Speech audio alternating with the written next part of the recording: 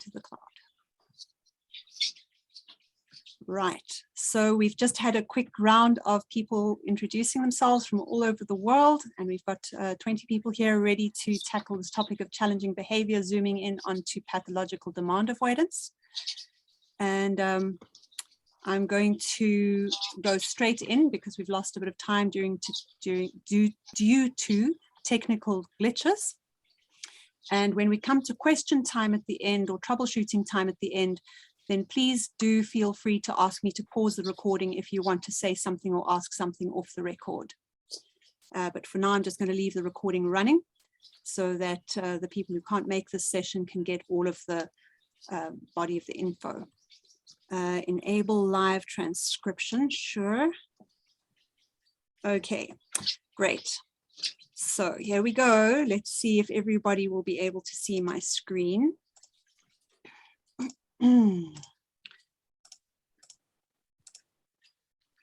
Right, has everybody got a good view of the title page? Right, so we're going to be looking at challenging behavior in general, but specifically pathological demand avoidance, because that's the ultimate form of challenging behavior that is just a completely different dynamic, and unless you know what it is, you won't see it coming. So first of all, let's just look at challenging behavior overall. We all want things to be comfortable for ourselves. And Angela touched on this. We often judge behavior that we don't understand, and we're often blind to our own norms and assumptions. And we're often blind to our own role in generating the responses or behavior that we see.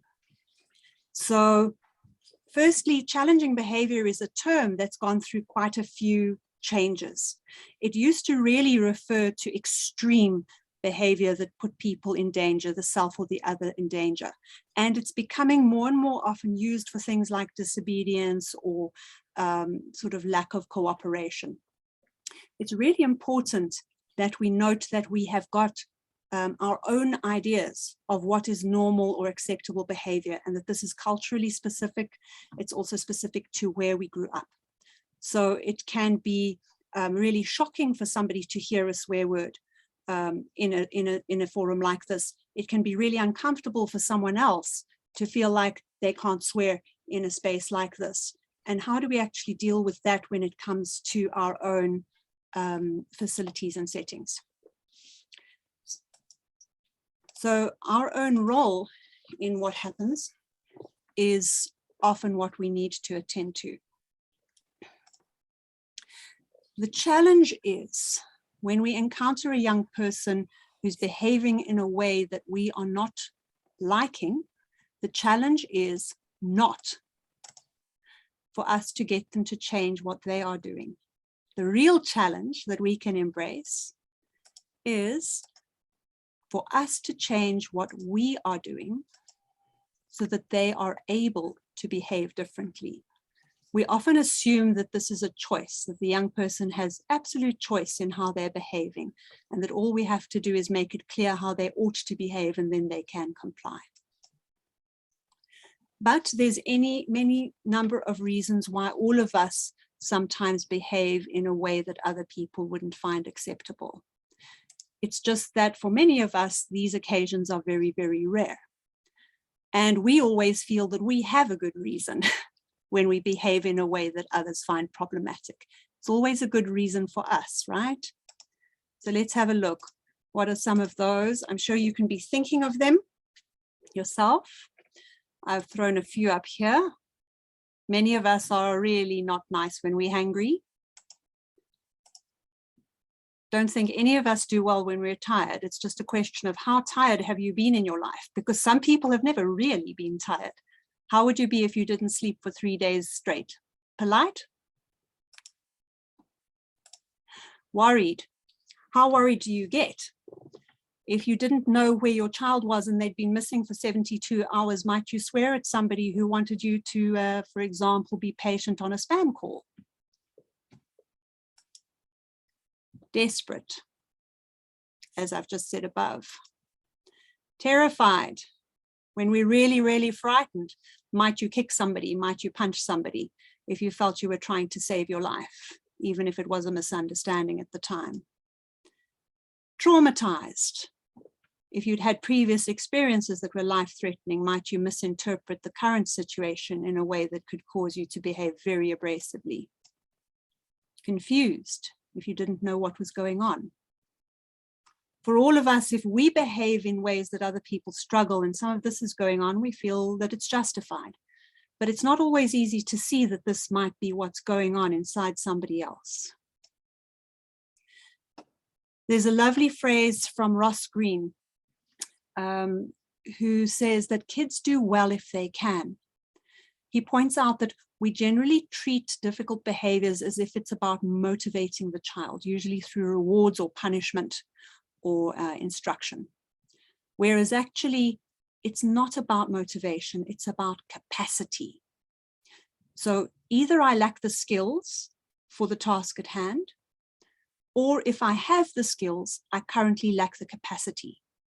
So either I need to learn the skills, which might include my emotional self-management, my social skills, my planning skills, or I might need support so that I can regain the capacity to cope. Because I might actually have the skills, it's just that I'm completely maxed out. So some of the things that max us out. Again, we all have different levels of sensitivity. We all get triggered by different things and triggered when our threshold for a particular sensitivity is crossed. We all have a sensitivity to sound, for example. If somebody goes 120 decibels with a siren in your ear, you will want to leave the room and you might push people out of the way to do so if you start feeling trapped there. It's just for some people, it doesn't have to be anywhere near 120 decibels before they feel the same kind of panic. Same thing, for example, with touch. For somebody, a hug might be unbearable. For somebody else, it might be 5 people piled on top of you before you feel the same degree of need to escape. At the same time as those triggers, we all have different levels of need for different things, and we all lose capacity when our needs are not sufficiently met. So again, some people can go a couple of days without eating, and their blood sugar is steady enough that they can fast without actually getting hangry. Other people might need to have a snack between meals, otherwise they might start to actually lose it. Status. Some people can really handle it very easily if everybody at the room is laughing at them. They can shrug it off. Somebody else might really struggle if they even think that somebody is sniggering at them quietly in the corner, even if everyone else is being respectful. Whatever the cause of the challenging behavior, we can choose, we have a choice. We can judge it, react against it, otherize the person, eject the person, or we can actually choose to help, to build capacity for the behavior. So if we're working in education and we're dealing with young people, presumably we'd prefer to make that choice, but we also need the skills. We also need the capacity. And a key part of that is having the information and the understanding in order to know what to do. And this is where if we don't have the necessary insight into what to do with these behaviors and how to relate to the young people behaving in these ways, then it's very difficult for us to feel anything but helpless and get triggered ourselves into not behaving optimally. So how can we actually build capacity? So again, referring to Ross Greene, he calls it collaborative problem solving. I call it horizontal communication.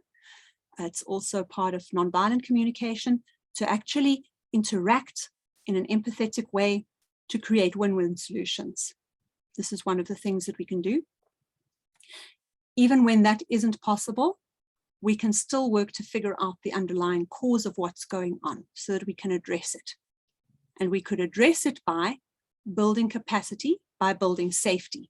And I just want to stop quickly and zoom in on that word safety. So none of us behaves well when we feel unsafe. If we feel threatened enough, we go into fight, flight, freeze states, which I'll go into in a minute. So building safety for someone is the universal way to tackle challenging behaviors, to challenge the circumstances that are creating the problem. Whether the source is trauma, pathological demand avoidance neurology, misunderstanding, feeling hangry, the moment that we start meeting needs and building safety, we're addressing the causes.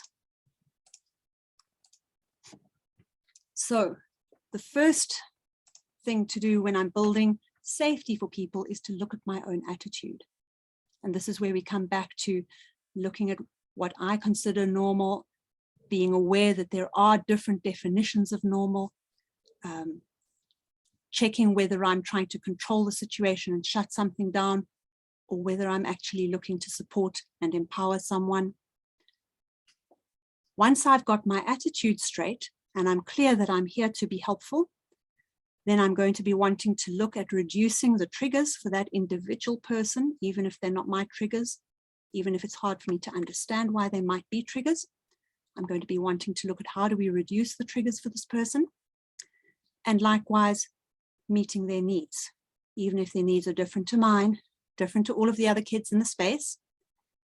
If we are reducing the triggers and meeting the needs, we're building safety.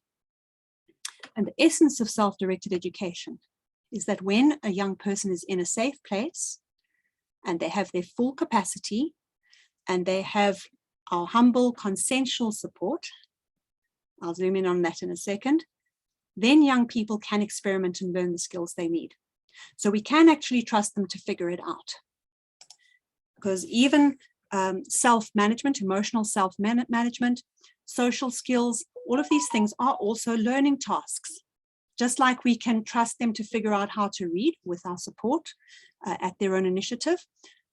Again, we go back to Ross Greene's quote that kids do well if they can. There's nobody really who wants to actually be hated or expelled or have everybody look down on them, or they want to do well if they can. I just got to zero this phone that I was trying to use earlier for when I couldn't get in. There we go. So the point is to be able to provide the conditions within which that individual can engage in that self-education process. Before I start sharing again, I said I was going to zoom in on those two words, humble and consensual. So when we are trying to help from a place that isn't in humility, humility means I know that I don't know. I know that there's always something I don't know. And if we're coming from a place of thinking that we know, we're less likely to be able to find out what's really going on. And at the same time, consent is so important. I do a whole workshop on consent. We often feel that if our intentions are good and we're trying to be helpful, then the other person should be grateful for our help. However, when help is offered without consent, then it isn't actually help. It becomes a way of overpowering and dominating a person. Thanks for loading that up there, Sylvie. Sylvie's popped a link for Ross Greene in the chat. I highly recommend following it. Back to the slides. So in a safe place with full capacity, with our humble consensual support, young people can and will experiment and learn the skills they need. And we have actually watched kids do this in our various SDE facilities. When they have the right kind of support, a lot of so-called challenging behavior just stops appearing. Now I'd like to zoom in on pathological demand avoidance as such. So most people can understand that if a child's been traumatized, then they're likely to have some triggers. Most people these days know about ASD, about autism, and they can say, okay, this child is sound sensitive and they're going to go into a meltdown if you scream in their ear. These things are easy for people to understand because they're logical and they're rational. So there's something called demand avoidance without the pathological that's easier for everybody to understand and therefore to address. So we all have demand avoidance, right? We don't want to do something that isn't comfortable for us. And we go back to those different levels of sensitivity. So I might not want to shower because I hate the smell of the soap. And even going into the bathroom, all I can smell is that disgusting smell and I can't stand it in there. All we have to do is find that out and change the soap. And now we no longer have a problem. I might not want to eat certain foods because I hate their texture. We can find healthy foods that I'm comfortable to eat. This is logical, rational demand avoidance. All of us also don't like being, well, I can't say that. There are some people who like to actually do what they're told forcefully. Most of us don't like to be bossed around. There's that phenomenon that many, many people know where it's like, I'm on my way to clean my room. Now my mother told me I have to clean my room. Now I don't want to clean my room. That's a common experience. With pathological demand avoidance, there's another layer that you just, most people just can't understand unless you've got direct experience of it. And that's really what we want to have a look at. And that's what makes it different to regular demand avoidance. So let's have a look at that. So when you encounter a young person who doesn't seem to be helped by everything you're doing for all of the other young people that you know, and when you try to help, it just seems to make things worse, and it can get pretty explosive. You may be dealing with PDA. So officially, the official definition of PDA is pathological demand avoidance. And I'll go into it in a minute, why the word pathological. The PDA extraordinaire, Harry Thompson, who makes a wonderful living out of being truly himself as a PDA, calls it a pervasive drive for autonomy. There's a very, very high need for autonomy and an enormous sensitivity to being controlled and to an enormous anxiety that comes up when one is not in control. So I like to rename it perceived demand anxiety, which I'll unpack in the next slide in order to help non-PDAs really understand what exactly is going on. When something's perceived as a demand, it creates anxiety. And that can split into two directions, which again, are not really covered by the official definition. People often get confused by the official definition because there's two main ways this gets expressed. This perceived demand anxiety can go into perfectionistic demand attraction, which means that I feel a demand, now I have to meet that demand and I have to do it perfectly, and it becomes obsessive. So you might find some PDAs can be very, very good students, apparently, because they feel this immense demand to do the work absolutely perfectly and become obsessed by it and might get a very, very high grade for an assignment because of how hard they have worked on it. To a point that's actually damaging their health. On the other hand, what's more commonly noticed, because it's inconvenient to the educator and is more likely therefore to get a child diagnosed with PDA, is the paralytic demand avoidance, where because the PDA is feeling a demand, is feeling pressure to do the thing, they become incapable of doing it at all. And this can take the form of, I am not supposed to swear, so now I have to. I am not supposed to hit you, now I have to. These two behaviors may seem paradoxical, as you know, Harry Thompson's book is called The PDA Paradox, because there's so many apparent paradoxes in PDA. But they're actually just flip side strategies of being in control, because control can reduce the feeling of anxiety when there isn't a feeling of true autonomy. Control is our false sense of autonomy. All of us can go into control when we feel our autonomy is threatened and we don't know how to really get genuine autonomy. We can often go into some kind of control behavior as a substitute.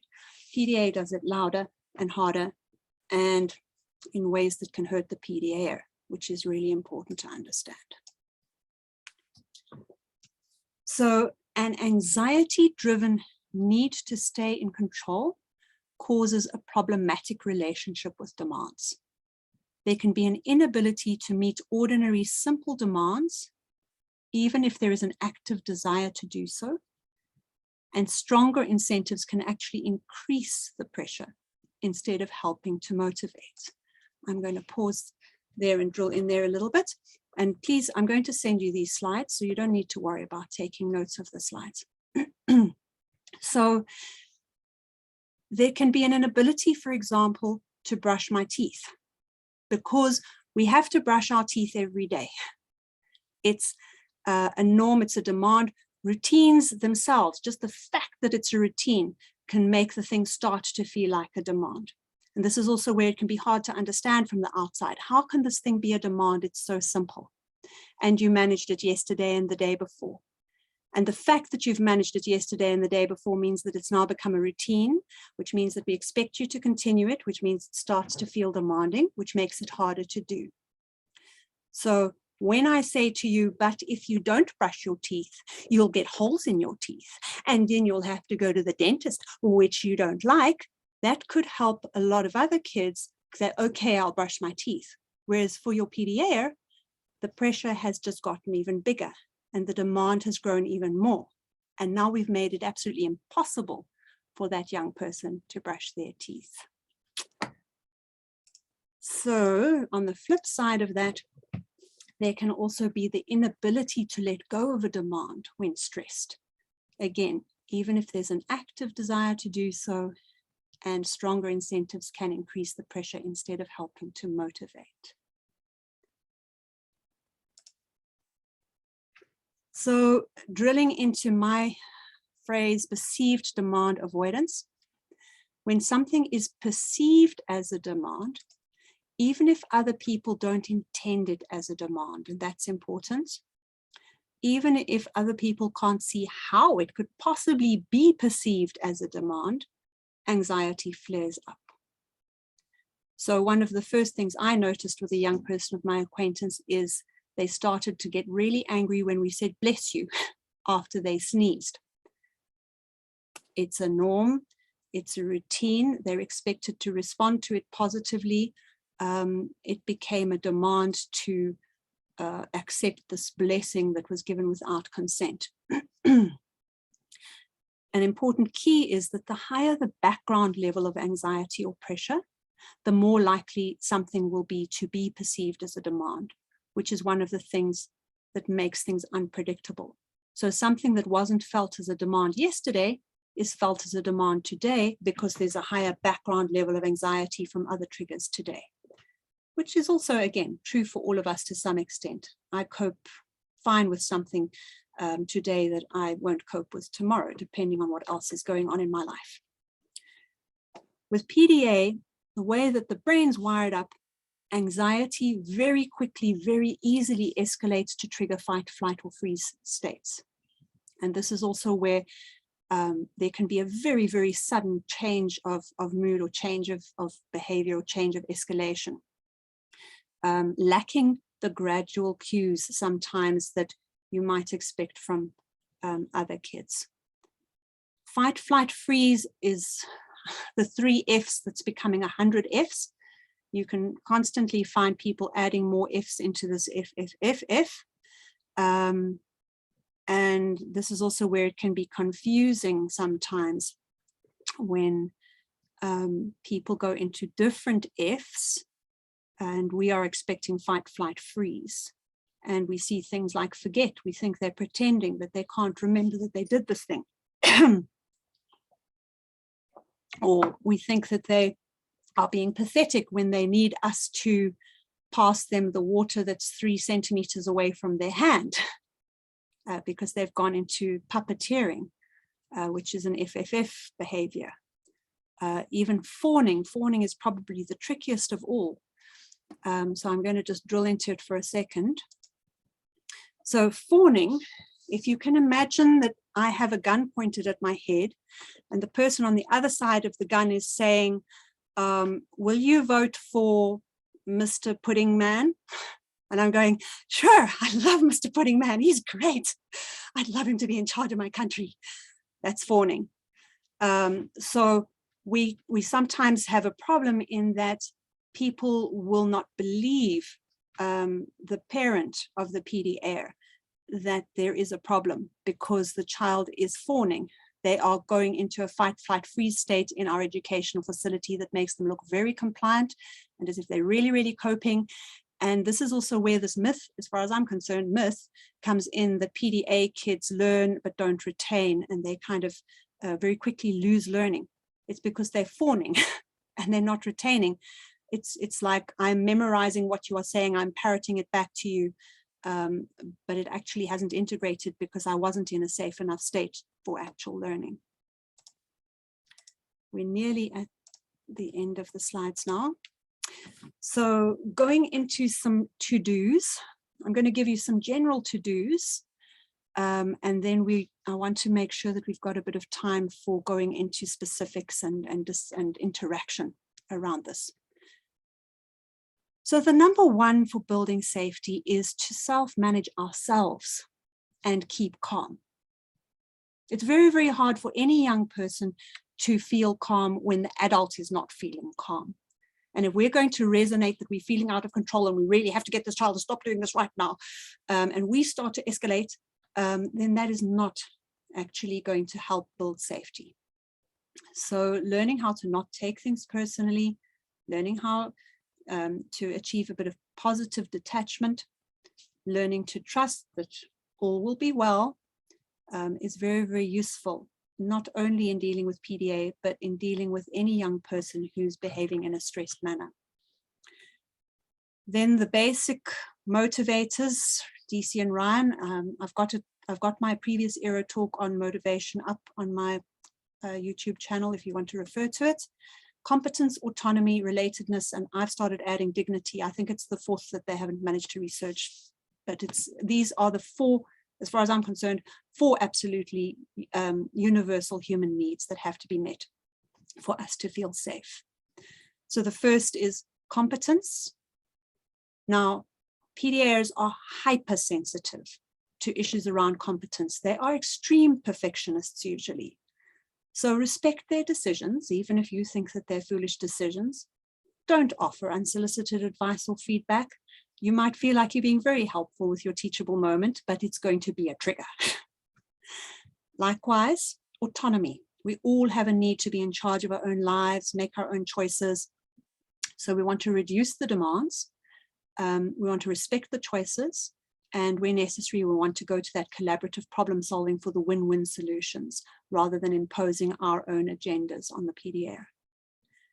We want to support relatedness. Everybody needs to feel like they matter and like they belong. And we can achieve this for any young person by being what I call horizontal. So we're in solidarity and we're being equals and respectful. PDA is very hypersensitive to authority, doesn't see it, doesn't do well with it. And we need to be mutually respectful. And we can use the love languages. If you're familiar with the love languages, it's a great thing to look at for all young people.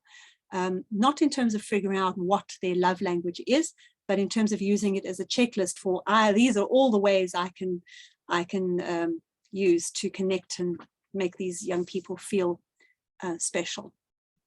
And then, of course, supporting dignity. So for ourselves to be humble and egalitarian and help with an attitude of solidarity. We're in this together. We're both going to gain by doing this thing rather than charity. Oh, I've got so much and I'm going to help poor little you because you don't have.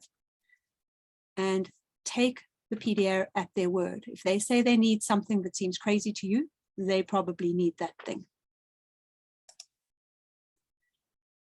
Here are some handy sentence starters from the PDA Society, and I put there in red, spot the agendas, because what I find when I look in the mainstream, most of the advice for dealing with PDA has an agenda of convenience for the adult, has an agenda of convenience for the non-PDA.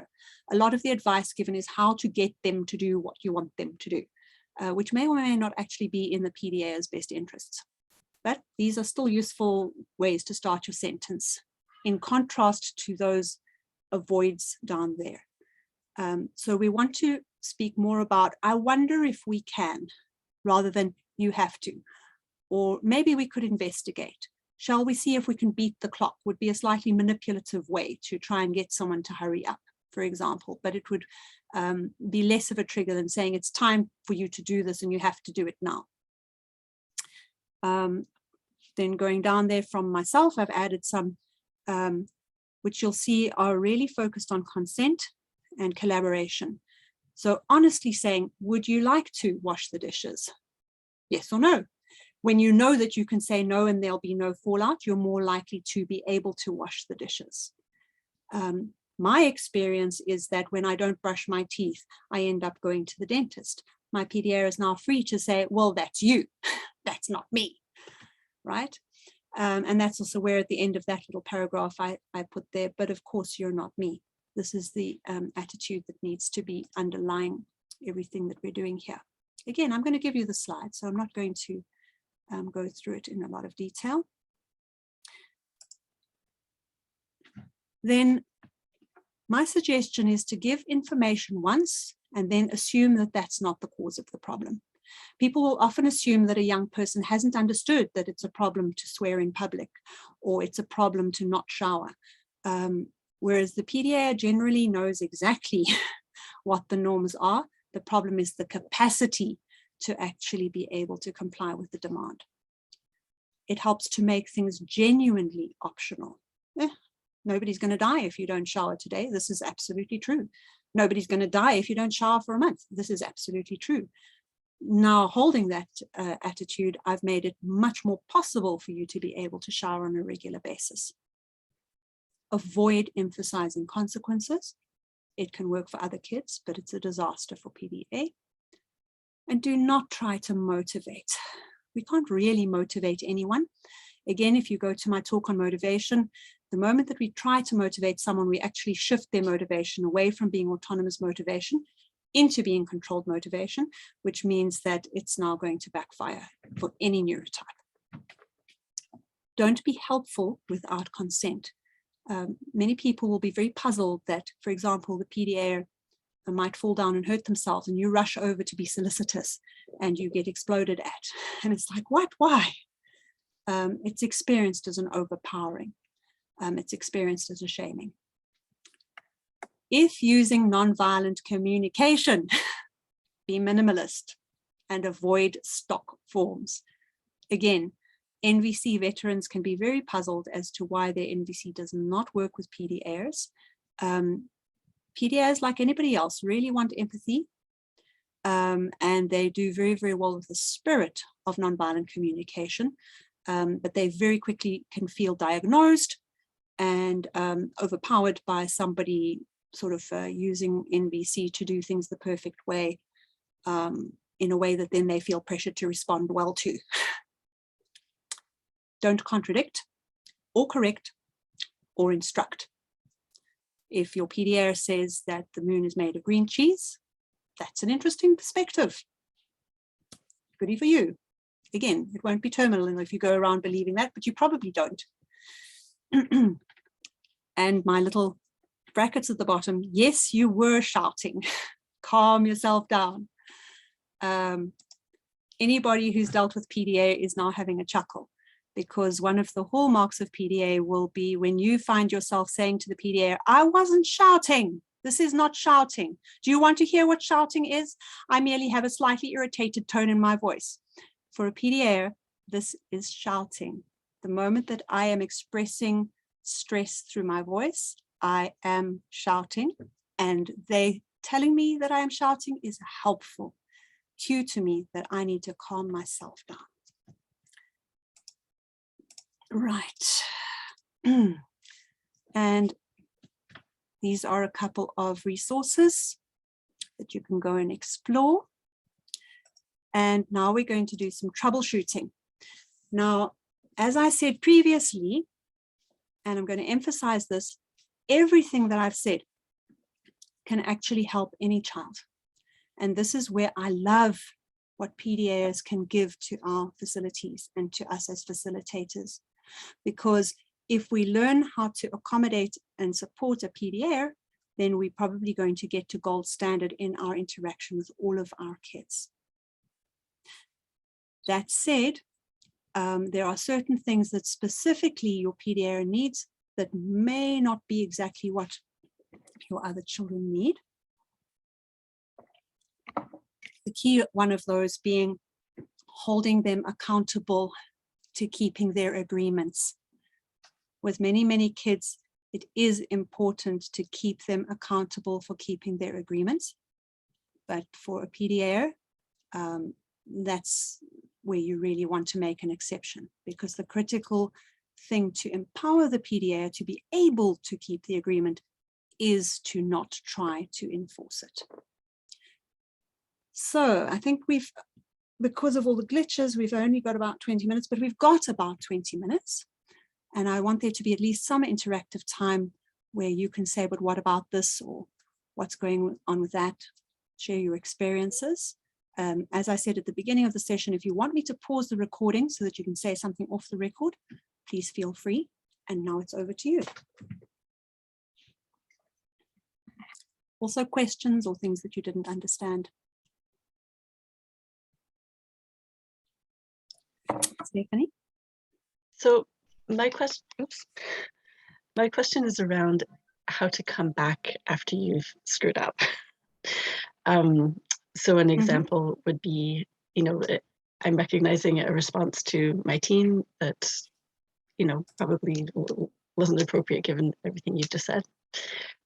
And I know it, but in the moment I didn't know it. In the moment I just did something. And now I'm trying to figure out how to go back on that. Like, I can't change it, but how to open up the space to help her understand that I get what I did wrong, or all that.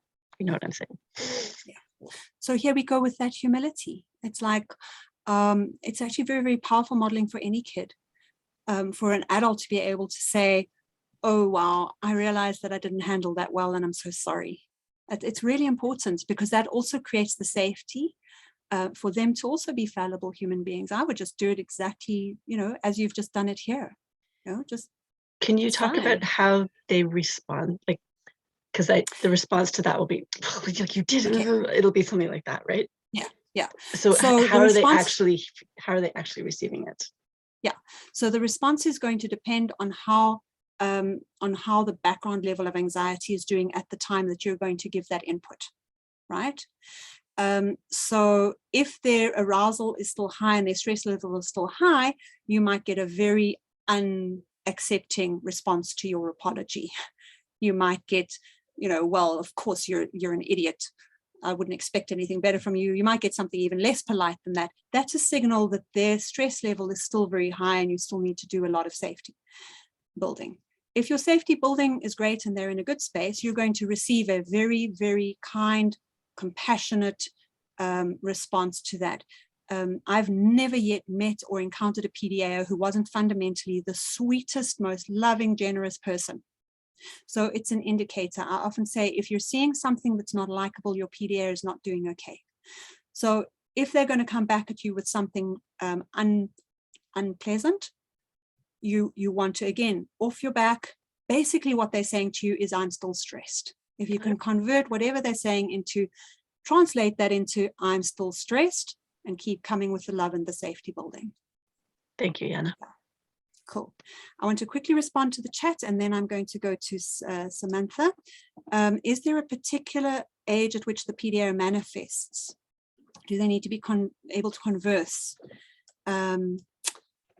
So with hindsight, I can see PDA back to birth, honestly.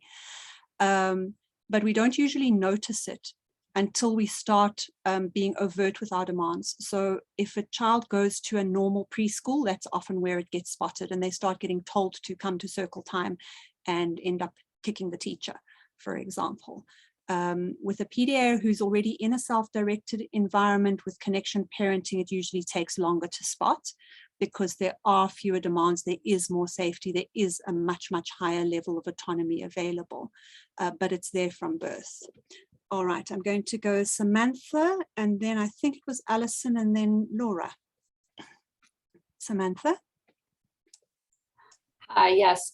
So I've encountered several students who, in the US, we don't actually have the term PDA, but you know, these are students on the spectrum who definitely exhibited these traits, and I struggled with the adults that I was working with, like the teacher of this student. For example, you know, I related when you said, oh, you know, asking them to grab the thing that's literally next to them, they couldn't do it, you know. And she would say like, no, she couldn't do it. And the teacher just, again, was like, well, she's being lazy. But then she would also say, oh, I love to be lazy and I don't want to move my body. And like, you know, so I just, it was like, I don't know if I have a specific question, but of like how to work with that, you know, because I was trying to explain to the teacher about how she may have different capacities for being able to do something at, well, sometimes and other times, but that just didn't fly with the teacher because she's like, well, she says she wants to be lazy, so she's just being lazy. You just got to make her do it. So, right. Thank you. No, that's a very useful note, and I'd like to comment on it. So you could point out firstly to the teacher that it's a face-saving device. You know, who wants to be controlled by their own PDA? That's uncomfortable. I would rather make it about my autonomy. I can recover from it quickly if it's my own autonomy. If I start feeling really out of control, that's really scary and anxiety producing. And what I would generally want to say to that teacher is something like, okay, we've got to assume that this child has got a limited amount of energy and attention available. Do you want her to pick up the pen, or do you want her to actually grasp the concept that you're trying to teach in the lesson today? Do you want this lesson to be about overcoming my inability to pick up pens? Do you want to just hand her the pen so she can focus on the life cycle of the frog? Yeah, you've got to choose because you're not going to get both. Right. If you go and have a look at the spoon theory, just Google spoon theory, and it's a nice video or article. Next we had Alison was next, but your hand's down. Did you still want to ask something? I do want to ask something. Thank you. Okay. So I've worked with a young person who I suspect PDA is involved, but I don't really know. But I'll give you and so I'm interested in interactions where I'm not present, or maybe somebody else who would be more knowledgeable and could, you know, approach it in the ways that you're suggesting. So, you know, the scenario is in the art room, the young person who has challenging behavior opens some paint that smells really bad. Maybe it's fumes. I don't know. I wasn't there. And the kids in the art room are like, oh my, this is terrible. Like, you have to clean that, and it pours it out or something. You have to clean that up. And the young person goes, no, I'm not cleaning it up. It smells bad. Right. And then they're like, no, but you poured it out. Like, you're the one who poured it out. So you're the one who has to clean it up. And then it just escalates from there. And then they run out, you know, basically cursing like a blue moon all the way through the whole center, yelling and screaming because, you know, their anxiety has just been ramped up. And like, so I want to, in problem solving this, I want to think about like, you know, like, is there something that the young person with the challenging behavior could do, like because I'd be happy to clean it up, right? Like I'd be happy to come in and clean it up, right? But I didn't know to come in to clean it up. So yeah. So how do you like in the collaborative problem solving? Because I, you know, have a very good relationship with the young person, and I can talk about these problems. We can collaborate. Like how would you go down that road? So the moment that we're dealing with anybody whose manifestation doesn't fit with our environments and the way they're shaped, it's a community issue to solve. It's not something to privately solve with that individual. So if we've got somebody in a wheelchair, we're going to put ramps, and we're all going to know why we spent the money on the ramps for the wheelchair, not a tube for the skateboard, because it's the same thing. And why can't we, we need to make sure that the people in our facility, including the other kids, can understand and have compassion for, or at least understand and know the boundaries around interacting with each other. This is the person that you cannot tell what to do and what not to do, because if you do that, you're basically going to be making it very, very difficult for them to actually do it. So if you have a problem with them, come straight to staff. Yeah. Come straight to staff. Don't try and get this young person to do something. The other people in that art room need to know that. That's your collaborative problem solving. Right. So it's really the other people that need to be made aware of this, not necessarily the young person who has the behavior. It's the other people who's just like, well, if there's anything, I mean, we've done a little bit of that with the other people, but not so, it's hard to talk about other kids, with kids, right? So you want to build your PDA's self-awareness and capacity for self-advocacy so that it's a positive thing, and they feel confident in saying, I have PDA, I'm not going to handle that. It's, just like you don't want a visually challenged kid to have to go around pretending that they can actually see and bumping into things and getting into trouble for knocking them over and feeling ashamed about it. Yeah. You don't want your PDA to feel like they have to secretively try and hide and not cope. And so should, I don't know that the parents are aware that, they know that this young person has a lot of challenging behavior. That's very clear. But, are they, like, would you talk to the parents about it? And you want those parents to be as aware as possible, because I can guarantee you that that child, so basically a family with PDA in the family is a very, very challenging, difficult situation for that whole family. Once the PDA is identified, everybody knows what's going on and you know how to support. Then it is a very, very difficult and challenging family experience. Before that, it is a living hell. Yeah. So you can only be doing that family a favor by saying, have you looked at PDA? Yeah. Okay, I'm going to quickly address the chat, and then I'm going to come to Laura. Okay. No, there's maybe too many here. Okay, this is the one I want to quickly address. Do you encounter children who are born PDA, or is the anxiety state usually triggered by early experiences? PDA is at birth. Trauma can look a lot like PDA, but they're not the same. And there are some researchers who want us to believe that they are the same. And I think that those researchers, from what I've looked at, are confused by the fact that it is almost impossible to be a PDA and not get traumatized early. Almost every PDA will get traumatized because of the way that we are going to be with them. But PDA is a neurology, it's inherited. I can see it in the family lines. Full stop. Laura. Hi, thanks. It makes me want a do-over. Yeah. I just recently heard about PDA, and I'm pretty darn sure that's what I've experienced with my daughter. It's been just kind of an uphill battle. So just a little background.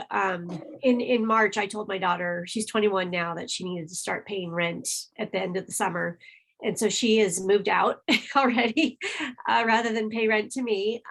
So I definitely could have used this a couple months ago.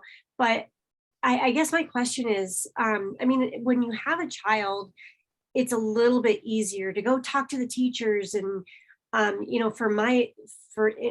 in my experience, well, and especially now that she's moved out, and I know the last couple of years, if she's not working in a small environment, she gets fired, and because she will refuse to do what the managers say. And so I'm just wondering, do you have any tips or tricks on how to work with somebody, and especially when they've reached that adult age. I mean, she's out on her own now, and there's nothing that I feel like there's nothing I can do to help her. Is there a way to get somebody who has PDA to realize when they're being triggered, or when, how to work through those things, so, you know, she can deal with her employers and those kinds of things? Yeah, absolutely. So like anybody else, a PDA can learn to self-manage, learn to deal with their challenges, learn how to live their life in an optimal way. All of us can do that. But to do that, we have to know what our challenges are. You think about somebody who doesn't know that they need glasses, you know, it's like, yes.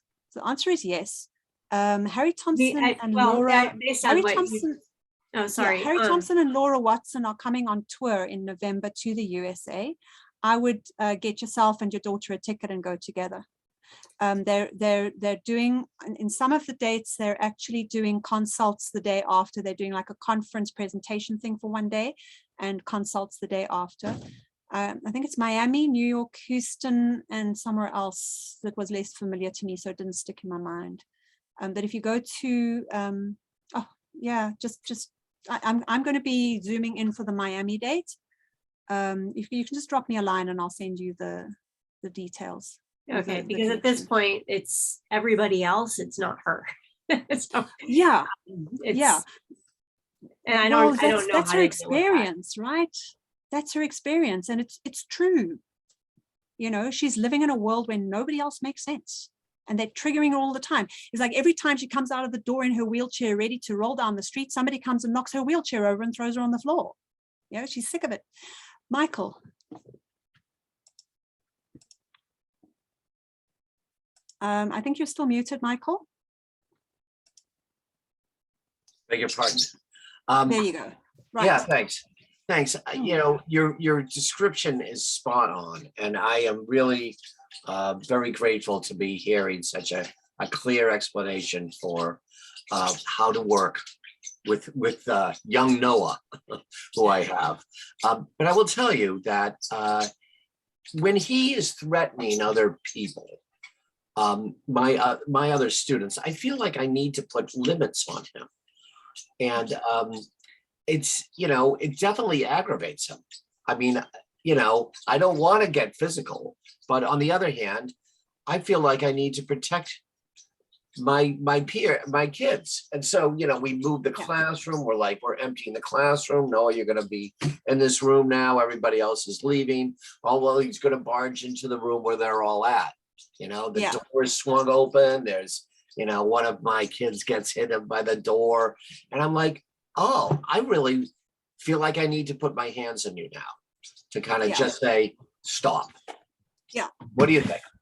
Okay. So this is going to be our last question because we've got 4 minutes. So I'm going to answer this and wrap up. And I'm really glad you raised this. You do have to protect your other students.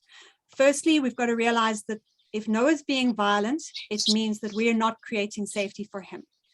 If you can get your facility to the point where you're appropriately supporting Noah, you're not going to see this problem. So let's note that that's where we're heading. It's not that you have to learn how to stop PDA meltdowns every day because they're going to keep happening every day. You want to actually make the adaptations so it doesn't happen. During the interim stage where it's still happening, you might need to sometimes intervene physically. You want to use protective use of force, not restraint. You want to get somebody who's big and strong enough and won't get hurt. If you don't have the person, then maybe Noah needs a minder for a while, an assistant for a while, like somebody with a wheelchair might need someone to push it. Maybe Noah needs a one-on-one, and that person needs to be physically capable of getting in Noah's way. You want to do it with open arms. You want to do it with open hands. You're never going to grip. You're never going to grasp. You're never going to restrain. You're going to kindly, lovingly block the way and herd. Okay. Yeah, right. You're going to be a human wall, and you're going to get between, right?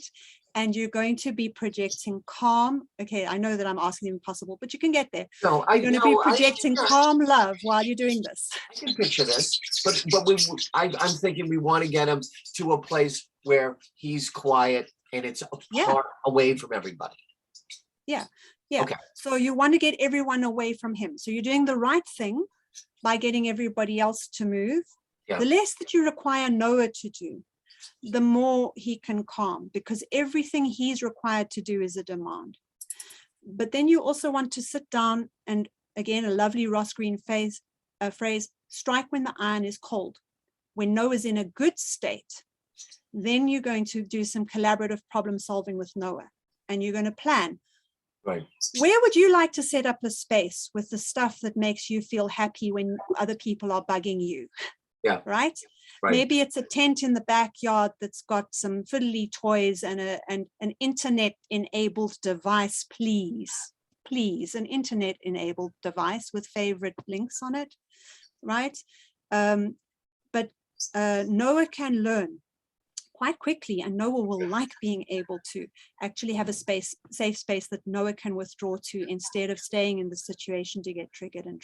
And that would be your first step. Okay. Yeah, he loves the internet, and there's no question about it. His peers do too. Yes. It's a big challenge. Hey. No, it's a big resource. Yeah, because they want to be on playing games, Yeah. So I'm afraid we're in our last few seconds. Yeah. So I'm going to suggest you have a look at Peter Gray on computers and screen use. And I think I've also got a video up on it on my channel. And I'm going to send you the slides with all the links with this.